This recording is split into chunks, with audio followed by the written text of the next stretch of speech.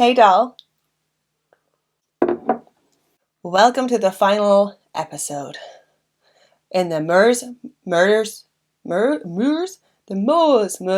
series. In today's episode, we will be covering Myra Hindley's very interesting and busy time in prison, her multiple relationships, and her multiple brushes with freedom. Like I said in the last episode, Brady settled into an accepted prison life and routine, never appealing or apologising for what he did. But Myra was quite the opposite. Myra was eager, obsessed. She had to get out, in what prisoners apparently call gate fever. Myra was told she must serve a minimum of 25 years before being even considered for parole. Immediately after her life conviction, Myra lodged an unsuccessful appeal. Get that out of here. You're staying in. Ian and Myra continued their relationship for actually quite a few years. When they were incarcerated, maybe they thought they would get out. Now more of a pen pal relationship, Myra's sister Maureen smuggled the letters to Ian. I don't understand. Why would you encourage that relationship? Until in 1971, when Myra broke it off with Ian. As they did continue to correspond for a while after that, I think it was like an amicable split. See, Myra had fallen in love again with one of her prison wardens, ex-nun Patricia Cairns. In 1970, Patricia was 26 and Myra was 28. Both being of similar age and both from the same area of Manchester.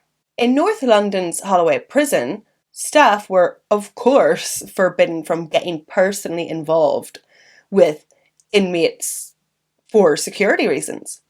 But lesbian relationships were commonplace in Holloway. How did they meet? Well, Myra spotted Patricia crossing the prison courtyard to start her shift. Something about Patricia caught Myra's eye. "Who's that?" she asked her friend. "She looks nice." Later, Patricia was asked to escort Myra and other inmates to the prison library. Here, the two got acquainted. Patricia was instantly smitten with the calm and personable Myra Hindley. And Myra wasted no time in her advances. One day, Patricia was sent to Myra's cell to tell her to get out of bed. When Patricia entered, Myra was laying on the bed, completely naked, moisturizing herself. Myra stared into Patricia's eyes and continued to moisturize. Yuck.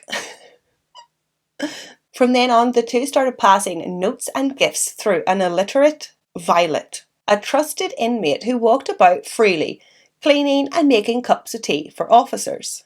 Myra and Patricia bonded over regular routine games of ping pong and 70s US pop duo The Carpenters. One night, Myra heard a tap on her cell door and found a rosebud placed in her spy hole. Ugh. On the other side of the door was Patricia. "I love you," Myra whispered. "I love you too," Patricia replied. "It's hopeless, but I can't help it." The romance soon became common knowledge in the prison. When senior staff found out, Patricia called it fabricated nonsense. And poor Violet was sent to solitary for her lies. Poor Violet. She couldn't even read the notes. What the... Patricia is such a bitch. And the romance went on. The two would meet in the prison chapel to discuss their Catholic faith. But they whispered about much more than religion in the chapel. In 1971, Myra asked Governor Dorothy Wing to add a new name to the list of people allowed to write to Myra. A cousin from Manchester called Glenys. The pair were quickly pen pals, exchanging around 125 letters over the next 2 years. But Myra doesn't have a cousin Glenys. It was Patricia Cairns, of course. And Patricia chose the most distasteful surname. She called herself Glenys Moores. How disgusting is this bitch? To make what Myra was sentenced there for into some kind of trivial, like, little wink joke.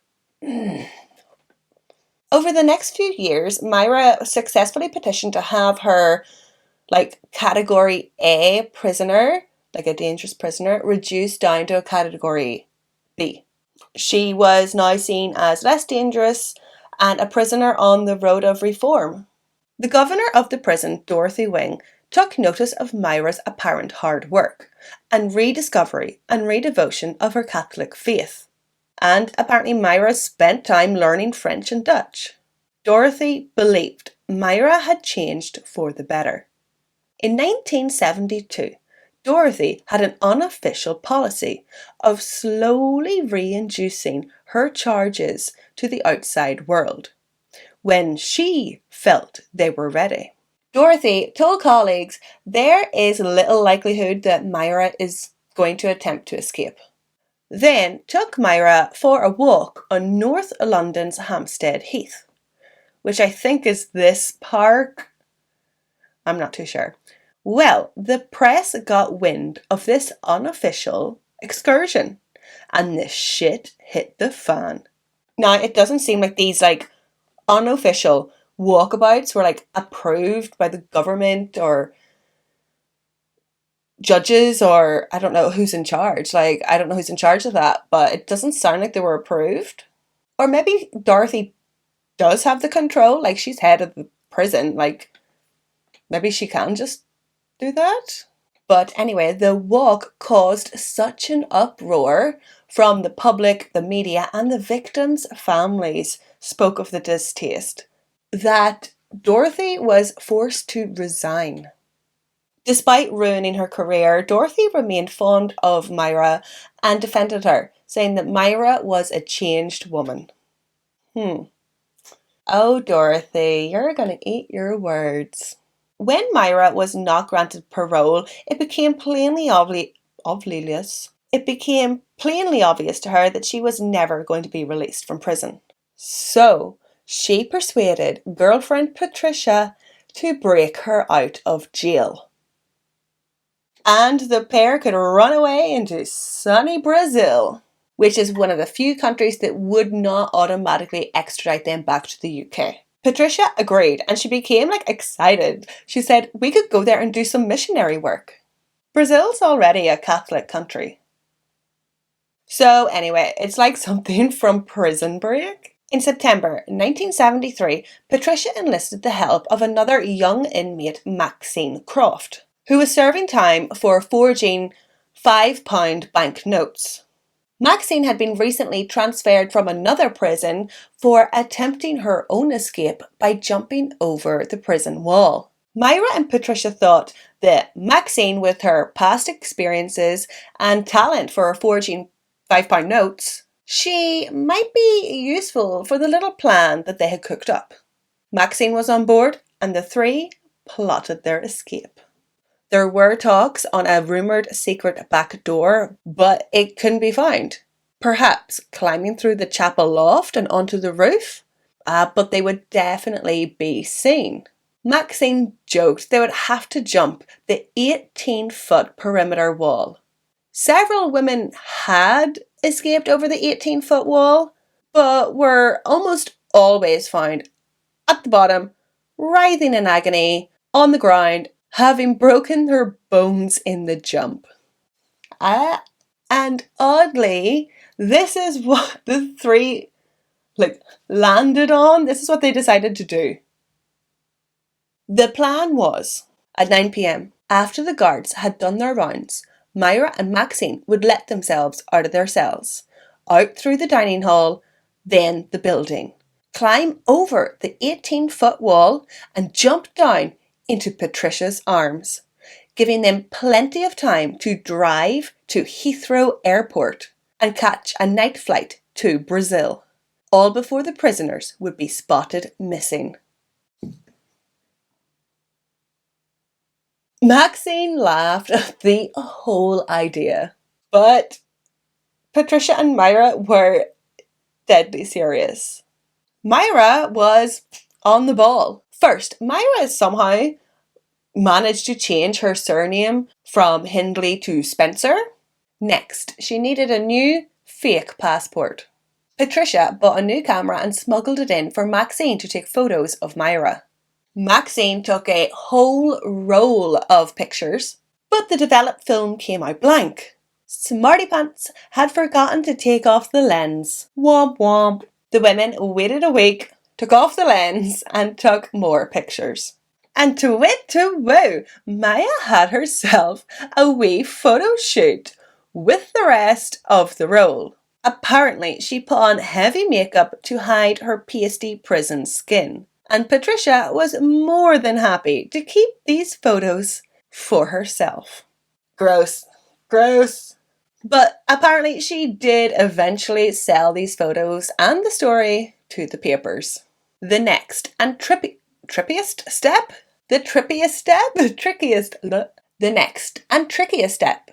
copying the keys. To avoid detection, Patricia secretly used her colleagues' keys for the molds. Patricia smuggled in bars of girly pink flowery beauty soaps. Just girly things. The soap didn't work, so they moved on to modelling plaster. Patricia smuggled it in, and the women were successful in moulding the key shapes in PG Tips boxes. Maxine contacted her dodgy geezer scrap dealer friend to get him to make the metal moulds.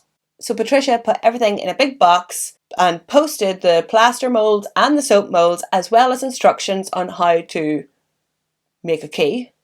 Unbeknownst to Maxine, her dodgy friend was also a well-known grass who was best friends with a senior London cop. Ultimately, the box of key impressions landed in the police station and the police landed in Holloway prison. They confronted Maxine and accused her of assisting the Holloway IRA inmates for escaping. Maxine panicked. She didn't want terrorism slapped on to her sentence. She said, "It's not for the IRA, it's for Myra Hindley." The jig was up. Myra, Patricia and Maxine were reunited at the dock at the Old Bailey in 1974 on April Fool's Day. As the fools stood there for sentencing, Myra and Patricia held hands and locked eyes.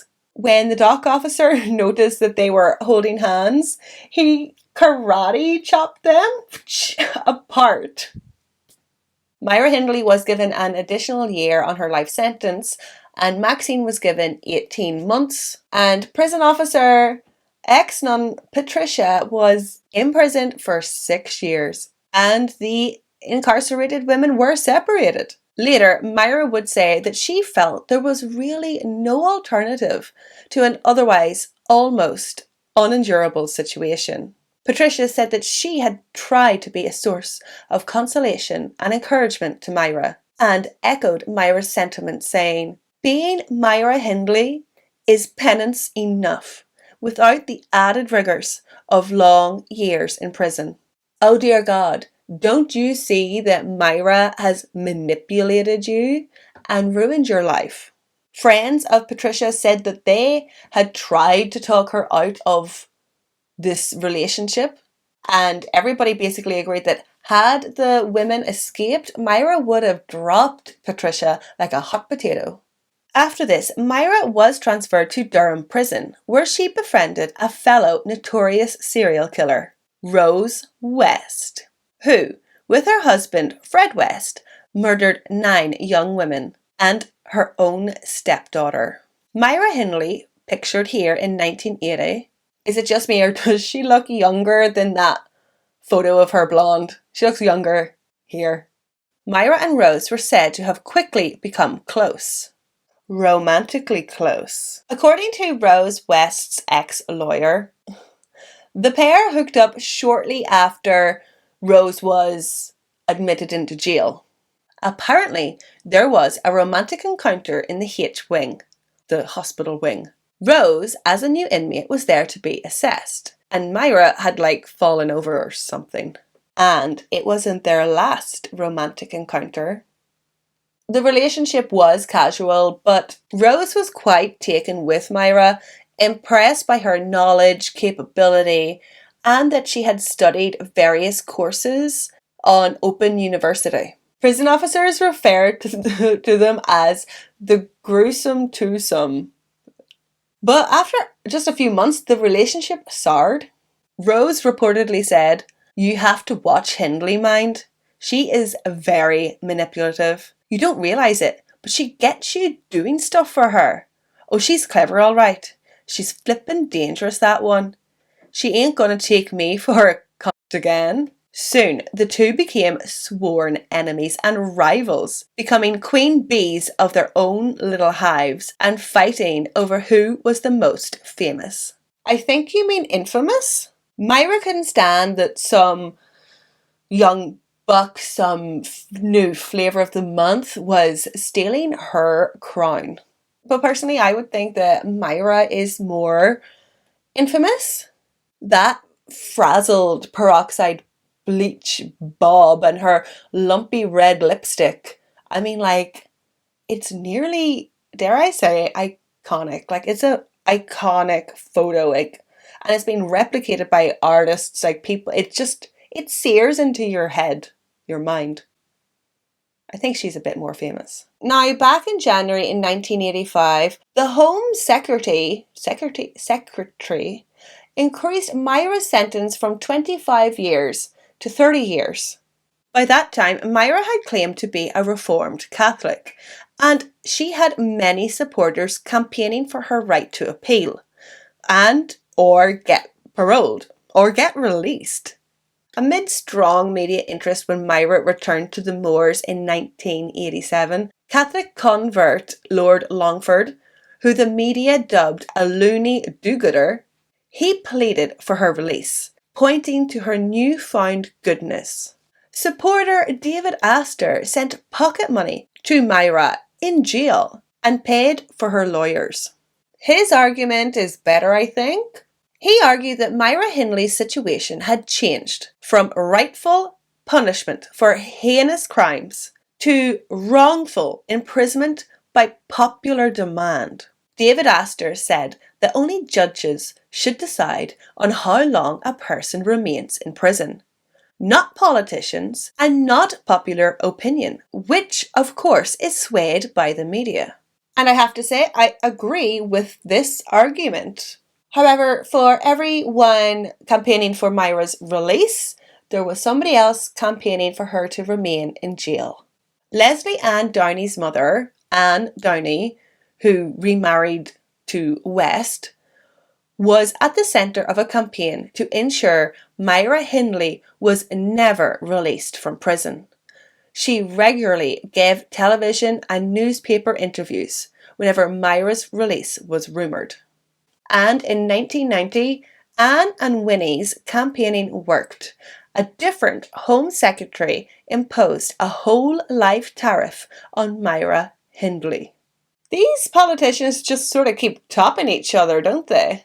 In 1996, the parole board recommended that Myra be moved to an open prison, which is when you live in a facility that's more free and open. You can come and go and have a job and friends and stuff. But there's a curfew type thing. Yeah, you get it, yeah. And quite surprisingly, Myra rejected the offer. I think probably because Myra knew that if she was in the public, she would be spotted and probably killed. She is one of the most hated women in England during this time. Maybe ever. In early 1998, Myra was moved to a medium security prison. While there, she was diagnosed with angina and hospitalised after suffering a brain aneurysm. Also, while there, weirdly enough, Myra made 3 separate appeals against her life tariff. claiming she was a reformed woman and no longer a danger to society. But each appeal was rejected. I don't understand why she wouldn't go for the open prison thing and then apply for parole. I don't understand. Am I missing something? Like literally in my research, like have I skipped something? Why would... Now, in 2002, something like quite big happened. I love like all this law stuff. Like I find it interesting. Maybe you'll think it's boring. Another life sentence prisoner challenged the Home Secretary's power to set prisoner minimum terms, arguing that this goes against the EU human rights. This was already the law in Scotland and Northern Ireland. And I think this is fair. Politicians shouldn't get to use criminals as a platform or like a puppet. I know these people are horrible people, but they're still people. The prisoners, I mean. Not the well, maybe. Myra Hindley and hundreds of other prisoners whose sentences had been upped by politicians, their release was imminent. They could be released. Myra has already served her initial sentence of 25 years. At this point, in 2002, she is 60, so she's actually served about 36 years. So, plans by her supporters were like put into motion for her to be released and receive a new identity. Those who did not want Myra released scrambled to find something that could keep her in prison for longer.